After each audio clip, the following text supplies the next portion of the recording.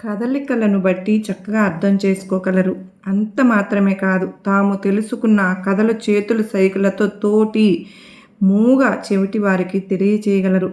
దాంతో అంతులేని మనోబలాన్ని, ఆత్మవిశ్వాసాన్ని తాము పొందడమే కాక తోటి వారిలోనూ పెంచగలరు. ఇదంతా దైవం ఇచ్చిన బలమే.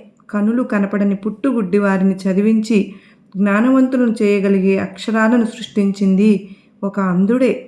ఆ అంధునిలో ఆత్మబలంగా నిలిచి నడిపించింది దైవమే కదా.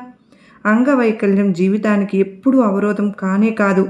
ప్రగతి పదంలో ముందడుగు వేయటానికి, మన కలలు సాకారం చేసుకోవడానికి సాయినాథుడు ఎప్పుడూ మనకు తోడు ఉంటారు అనే నమ్మకం ఒక్కటి ఉంటే చాలు.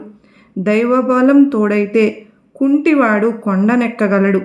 అంగవైకల్యాన్ని అధిగమించి విజయం సాధించగలరు. సర్వే జనా సుఖినో భవంతు.